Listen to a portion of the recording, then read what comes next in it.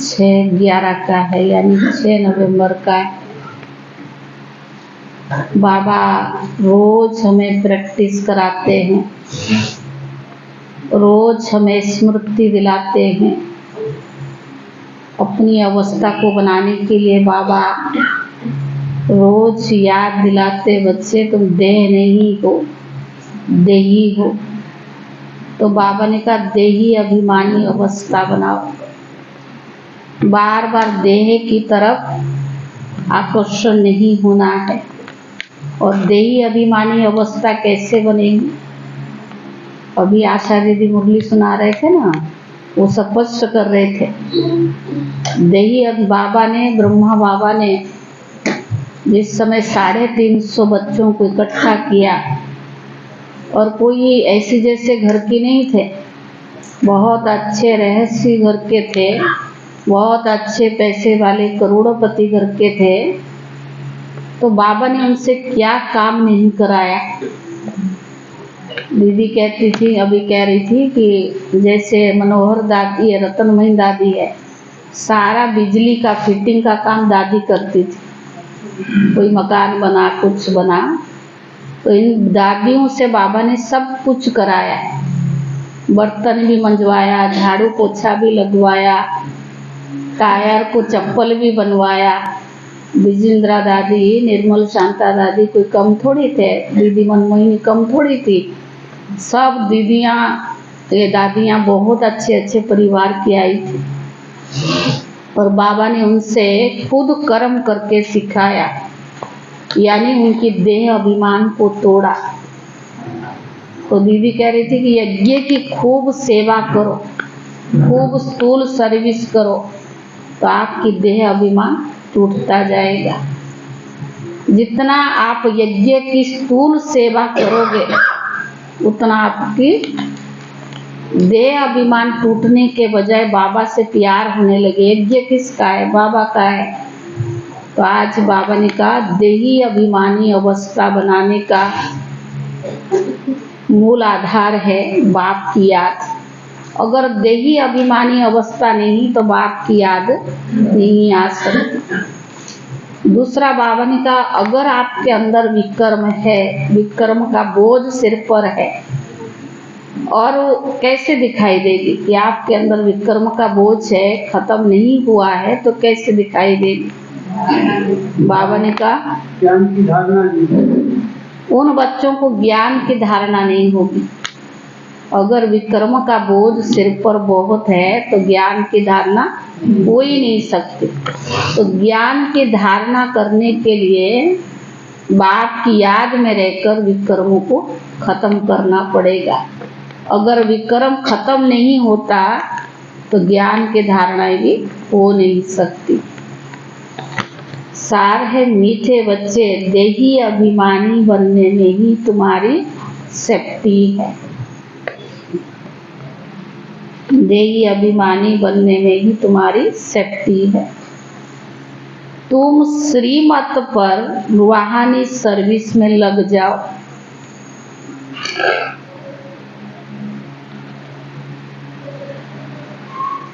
तुम श्रीमत पर रूहानी सर्विस में लग जाओ तो देह अभिमान रूपी दुश्मन वार नहीं करेगा। देह अभिमान रूपी दुश्मन वार नहीं करेगा। प्रश्न है, विक्रमों का बोझ सिर पर है, उसकी निशानी क्या होगी? उसे हल्का करने की विधि सुनाओ।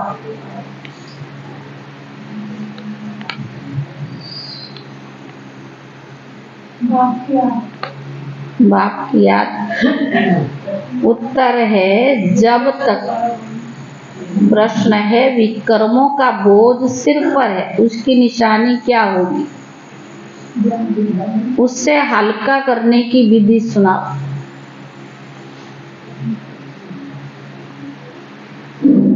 उत्तर है जब तक विक्रमों का बोझ है तब तक ज्ञान की धारणा नहीं हो सकती। जब तक विक्रमों का बोझ है तब तक धारणा हो नहीं सकती। कर्म ऐसे किए हुए हैं जो बार बार विघ्न डालते। कर्म ऐसे किए हुए हैं जो बार बार विघ्न डालते, आगे बढ़ने नहीं देते।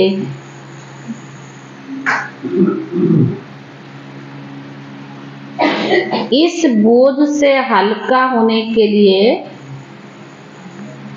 क्या करो? सहजे मुश्किल। इस बोझ से हल्का होने के लिए नींद को जीतने वाले बनो। रात को जाग कर बाबा को याद करो तो बोझ हल्का हो जाएगा। विक्रम का बोझ खत्म करने के लिए क्या करो? रात को जाग कर बाप को याद करो तो बोझ हल्का हो जाएगा। गीत है माता ओ माता तू है सबकी भाग्य विधाता।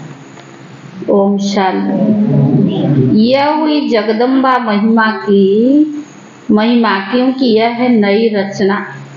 एकदम नई रचना तो होती नहीं, पुरानी से नई होती है।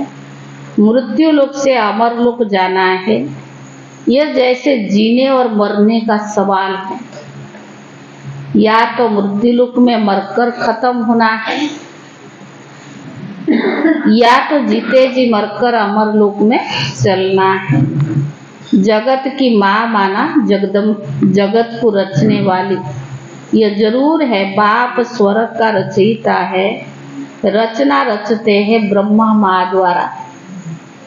बाप कहते मैं सूर्यवंशी चंद्रवंशी राजधानी स्थापन करता हूँ। आना है संगम पर, कहते भी है कल्प के संगम युगे। हर युगे आता हूँ, क्लियर समझानी है। सिर्फ मनुष्य ने भूल कर नाम बदली कर दी। सर्वव्यापी का ज्ञान जो सुनाते हैं उनसे पूछना पड़ता है किसने कहा, कब कहा, कहाँ लिखा हुआ है। अच्छा, गीता का भगवान कौन है जो जैसे कहते हैं श्री कृष्ण देहधारी है? वह सर्वव्यापी तो हो ही नहीं सकता। श्री कृष्ण का नाम बदल जाए तो बात आ जाती है बाप पर। श्री कृष्ण तो सर्वव्यापी हो नहीं सकता ना। बाप को सर्वव्यापी, बाप को तो वर्षा देना है। कहते राजयोग सिखाता हूँ, सूर्यवंशी चंद्रवंशी का वर्षा देने। नहीं तो 21 जन्म का वर्षा किसने दिया? नहीं तो 21 जन्म का वर्षा किसने दिया? लिखा हुआ है ब्रह्मा मुख से ब्राह्मण रचे। फिर ब्राह्मणों को बैठ नाले सुनाते हैं आदि मध्य अंत की। जो नॉलेज देने वाला है जरूर चित्र भी बनाएंगे समझाने के लिए। वास्तव में इसमें कोई लिखने पढ़ने की तो बात ही नहीं है, परंतु ये सहज कर समझाने के लिए चित्र बनाए हुए हैं। इनसे बहुत काम हो सकता है। जगत अम्बा की भी महिमा है, शिव शक्ति भी कहा जाता है। शक्ति किससे मिलती है? वर्ल्ड ऑलमाइटी बाप से। वर्ल्ड ऑलमाइटी अथॉरिटी अक्षर भी महिमा देना पड़े। अथॉरिटी माना जो भी शास्त्र आदि की नॉलेज है वह सब जानते हैं। अथॉरिटी है समझाने की। ब्रह्मा के हाथ में शास्त्र भी दिखाते हैं और कहते ब्रह्मा मुख कमल द्वारा सभी वेद शास्त्रों का राज समझाते हैं। तो अथॉरिटी हुई ना। तुम बच्चों को अब सभी वेद शास्त्रों का राज समझाते। दुनिया नहीं जानती कि धर्म शास्त्र किसको कहा जाता है। कहा भी जाता है 4 धर्म और उनमें एक धर्म मुख्य है। यह है फाउंडेशन। banyan ट्री का मिसाल भी दिया जाता है। इनका फाउंडेशन सड़ गया है, बाकी टालियां खड़ी है। ये मिसाल है ना। दुनिया में झाड़ तो बहुत है, सतयुग में भी झाड़ तो होंगे ना, करके जंगल नहीं बगीचे होंगे। काम की चीजें के लिए जंगल भी होंगे। बाबा ने कहा लकड़ा आदि चाहिए ना। जंगल में तो पशु भी पंछी भी रहते हैं, परंतु वहाँ सब चीजें अच्छी फलदायक होती हैं। पशु पंछी भी शोभा है जंगल के लिए, परंतु गंध करने वाले नहीं होंगे। कहाँ? सतयुग में वहाँ भी जंगल होगा, पशु पक्षी हो गए, तो बाबा ने कहा वहाँ गंध करने वाले। ये पशु पंछी ब्यूटी तो चाहिए ना। सृष्टि तो सतो प्रधान है, तो सब चीजें सतो प्रधान होती है। वैश्य तो फिर क्या है? वैश्य माने क्या है? सब चीजें अच्छी होगी, सुंदर होगा। पहली मुख्य बात है बाप से वर्षा लेना। चित्र बनते रहते हैं, उनमें भी लिखना है कि ब्रह्मा द्वारा स्थापना और विष्णु द्वारा पालना। यह अक्षर मनुष्य समझते ही नहीं, इसीलिए विष्णु के दो रूप लक्ष्मी नारायण है, पालना करने वाले। यह तो समझते कोटों में कोई ही समझेंगे।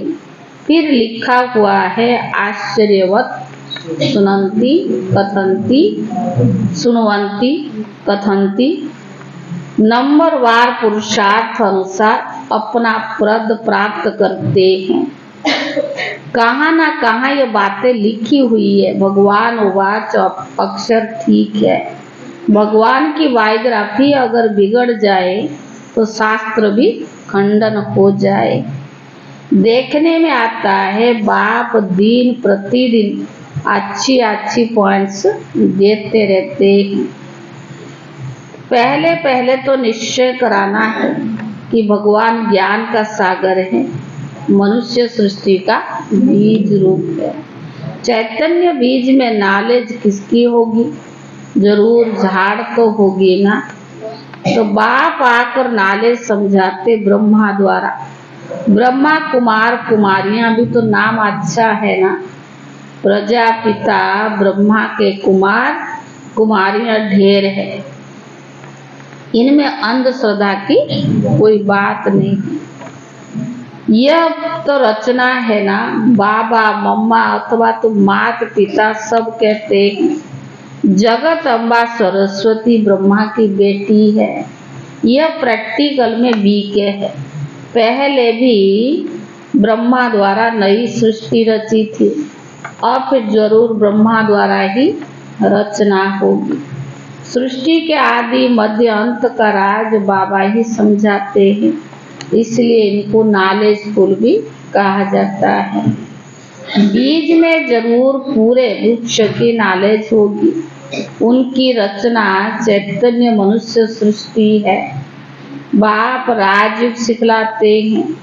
परम पिता परमात्मा ब्रह्मा द्वारा ब्राह्मणों को वेद सिखलाते हैं, जो ब्राह्मण फिर देवता बनते हैं। सुनने समय मजा तो सबको बहुत आता है, परंतु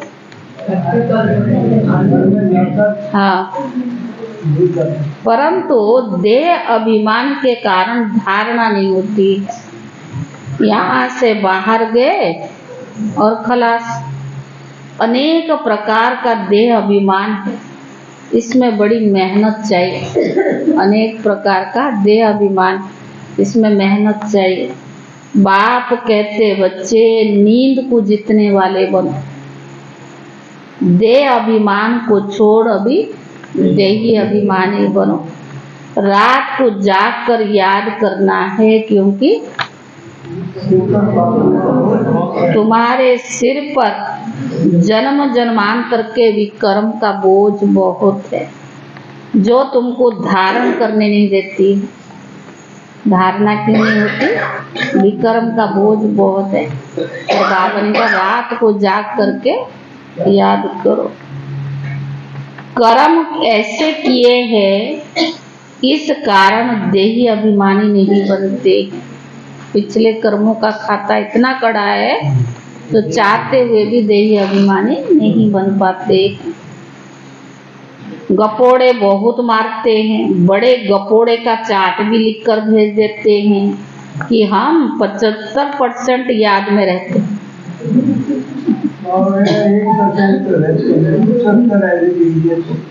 तो बाबा ने कहा परंतु बाबा कहते इम्पॉसिबल, 75% जो याद में होगा तो उसकी अवस्था कितनी परिपक्व होगी। सबसे आगे चलने वाला खुद कहता है कितनी भी कोशिश करता हूँ याद करने की, परंतु माया भुला देती। ब्रह्मा बाबा सच्चा चार्ट लिखना चाहिए। बाबा भी बतलाते हैं ना, बच्चों को भी फॉलो करना चाहिए। ब्रह्मा बाप को फॉलो करना चाहिए। फॉलो नहीं करते तो चार्ट भी नहीं भेजते हैं। पुरुषार्थ के लिए समय मिला हुआ है। यह धारणा करना कोई मासी का घर नहीं है। तो बाबा ने कहा इसमें थकना नहीं होता है, कोई समझने में टाइम लेते हैं, आज नहीं तो कल समझेंगे। बाबा ने कह दिया जो देवी देवता धर्म का होगा वो धर्म में कन्वर्ट हो गया होगा, वो जरूर आएगा। एक दिन अफ्रीकन आदि भी कॉन्फ्रेंस होगी, भारत खंड में आते रहेंगे, आगे भी आते ही नहीं थे, अभी सभी बड़े बड़े आते रहते हैं। जर्मनी का प्रिंस आदि ये सब कभी बाहर निकलते नहीं थे। नेपाल का जो किंग था उसने कभी रैली देखी नहीं थी। अपने हद से बाहर कहाँ जाने का उनको हुक्म नहीं था। पोप कभी बाहर नहीं निकलता था। अभी आया है। ये ब्रह्मा बाबा का अनुभव है, क्योंकि बाबा ने देखा ना, आएंगे सब, क्योंकि भारत सभी धर्म वालों का बहुत बड़े से बड़ा तीर्थ स्थान है। इसीलिए एडवर्टाइज जोर से निकलेगी। तुमको सब धर्म वालों को बतलाना है, निमंत्रण देना है। ज्ञान फिर भी वही उठाएंगे जो देवी देवता धर्म वाले कन्वर्ट हो गए हैं। तो बाबा ने इसमें से समझ चाहिए, अगर समझे तो स्वंख ध्वनि जरूर करे। हम ब्राह्मण है ना, हमको गीता ही सुनानी है, बहुत सहज है। बेहद का बाप है, स्वर्ग का रचयिता। तो बाबा ने कहा उनसे वर्षा पाना हमारा हक है, सबका है अपने पियर घर मुक्ति धाम जाने का। मुक्ति जीवन मुक्ति का हक है। जीवन मुक्ति तो सबको मिलनी है ना, जीवन मुक्ति तो सबको मिलनी है। नहीं लिखा हुआ, जीवन मुक्ति सबको मिलनी है। जीवन बंधन से मुक्त हो शांत में जाते, फिर जब आते हैं जीवन मुक्त है। हाँ, परंतु सबको सतयुग में तो जीवन मुक्ति नहीं मिलती। ऐसे तो गति सदगति है ना, तो गति में तो सब जाएंगे। हाँ, तो बाबा ने कहा सतयुग में जीवन मुक्ति में तो देवी देवता है, पीछे जो भी आते हैं कम सुख कम दुख पाते हैं। तो बाबा ने कहा यह हिसाब किताब है, सबसे कंगाल भारत ही बना है, जो सबसे ऊंचा था। बाप भी कहते देवी देवता धर्म बहुत सुख देने वाला है। यह बनी बनाई सब अपने अपने समय पर अपना अपना पाठ बजाते हैं। हेवनली गॉड फादर ही हेवन स्थापन करते हैं, तो कोई कर न सके। क्राइस्ट से 3000 वर्ष पहले बराबर कहते हैं, क्राइस्ट 3000 वर्ष पहले कहते हैं हेवन था, नई दुनिया थी। क्राइस्ट कोई वहाँ थोड़ी आएगा, वो अपने समय पर ही तो आता है। फिर उनको अपना पाठ रिपीट करना है। यह सब बुद्धि में बैठे तब जाके श्रीमत पर चले। अगर ये सब ज्ञान बुद्धि में बैठेगा तभी श्रीमत पर चलेंगे। सबकी बुद्धि एक जैसी नहीं है। श्रीमत पर न चलने की, बाबा ने कहा श्रीमत पर चलने की भी हिम्मत चाहिए। फिर शिव बाबा आप जो खिलाओ, जो पहनाओ, जहाँ बिठाओ, तो तभी तो वायदा करेंगे ना, हिम्मत चाहिए। ब्रह्मा और जगदम्बा द्वारा, ब्रह्मा द्वारा ही सब कुछ करेगा ना, तो दोनों का माइंड है। ब्रह्मा द्वारा ही कर्तव्य करेंगे। शरीर तो दो इकट्ठे नहीं है। कोई कमांड शरीर भी देखा है बाबा ने। सोल दोनों की अलग अलग हो गई है। इसमें आप बाबा प्रवेश करते हैं, वो नॉलेजफुल है।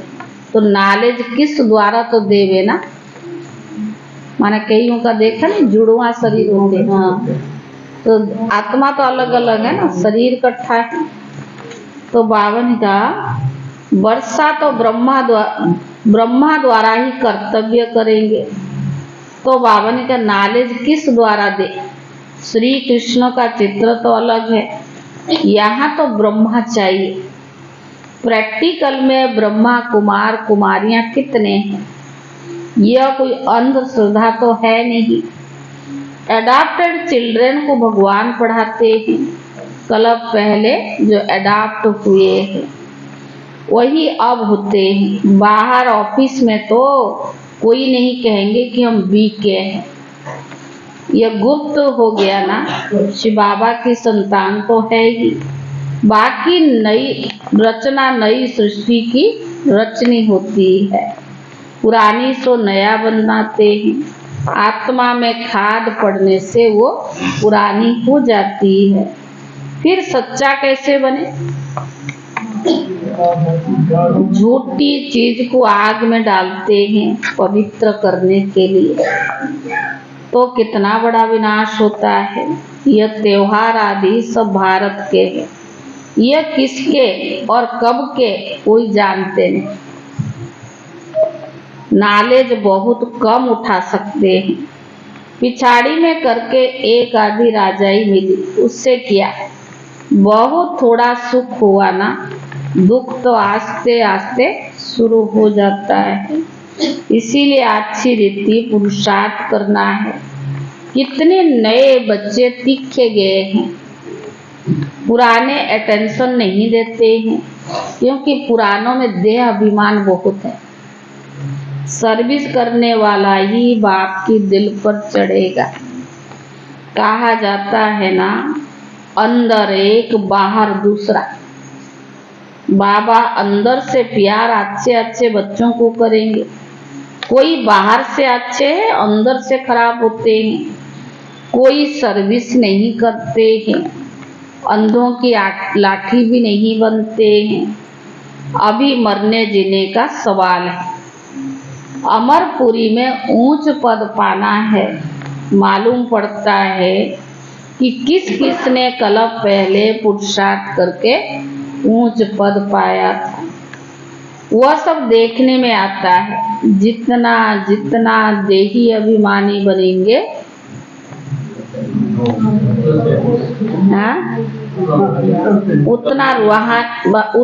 उतना सेफ्टी में चलते रहेंगे। देह अभिमान हरा देता है। बाबा तो कहेंगे श्रीमत पर जितना रूहानी सर्विस में चल सको उतना अच्छा है। सबको बाबा समझाते हैं। चित्र पर समझाना बहुत सहज है। ब्रह्मा कुमार कुमारियां तो सब है। वो शिव बाबा और वो बड़ा बाबा। शिव बाबा कौन है? बड़ा बाबा है। वो शिव बाबा है, बड़ा बाबा। फिर नई सृष्टि रचते हैं। गाते भी है ना, मनुष्य से देवता ये करत ना लगी बात। सिख धर्म वाले भी उस भगवान की महिमा करते हैं।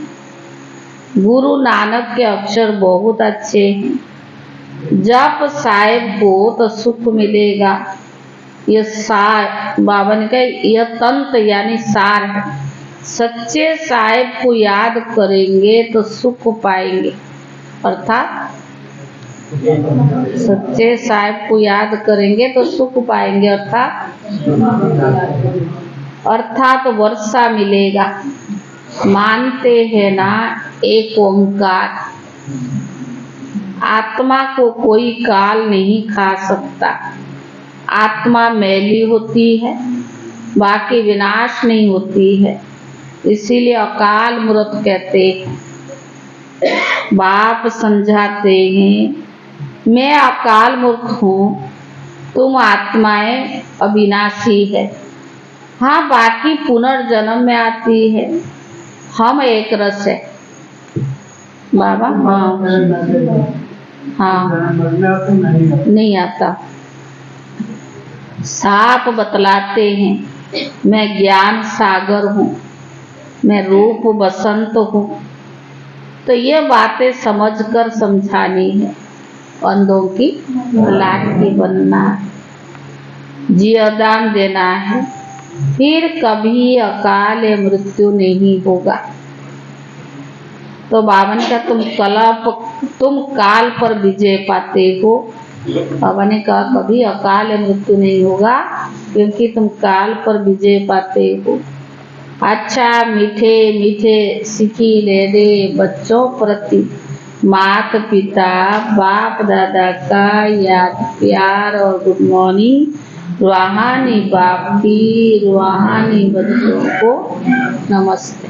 रूहानी बच्चों की तरफ से रूहानी बाप दादा को याद प्यार और नमस्ते। धारणा के लिए मुख्य श्रीमत पर रूहानी सर्विस करनी है, अंधों की लाठी बनना है, स्वंख ध्वनि जरूर करनी। दूसरा, देही अभिमानी बनने के लिए याद का चार्ट रखना है। देही अभिमानी बनने के लिए याद का चार्ट रखना है। रात को जाग कर खास याद करना है, याद में थकना नहीं। अब तो और ही रेजाई का समय आ जाएगा। उसके अंदर जो आनंद है कौन उठ के याद करे। बाबा ने कहा रात को जाग कर खास याद करना है, याद में थकना नहीं है। वरदान, सदा अपनी श्रेष्ठ शान में रहे, परेशानियों को मिटाने वाले मास्टर सर्वशक्तिवान भव। सदा अपनी श्रेष्ठ शान में रहे, परेशानियों को मिटाने वाले मास्टर सर्वशक्तिवान भव।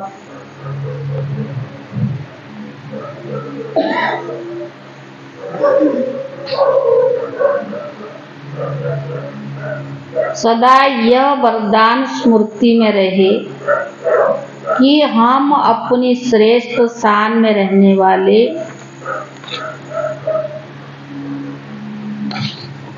सदा यह स्मृति रहे, यह वरदान स्मृति में रहे कि हम अपनी श्रेष्ठ शान में रहने वाले, औरों की भी परेशानी को मिटाने वाले मास्टर सर्वशक्तिवान है।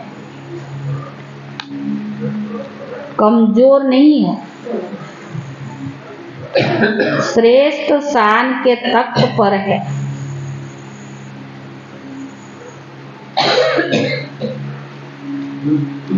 जो अकाल तख्त नशीन है, बाप के दिल तख्त नशीन श्रेष्ठ शान में रहने वाले हैं। कार्तिक फल लिया हुआ है। वह सपनों में भी कभी परेशान नहीं हो सकते। बाप के दिल तख्त नशीन श्रेष्ठ शान में रहने वाले वह सपन में भी कभी परेशान नहीं हो सकते। कोई कितना भी परेशान न करे, लेकिन ये अपनी श्रेष्ठ स्थान में ही रहते हैं।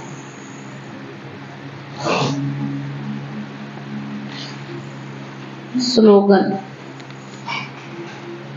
सदा अपने स्वमान में रहो तो सर्व का मान मिलता रहेगा। सदा अपने स्वमान में रहो तो सर्व का मान मिलता रहेगा।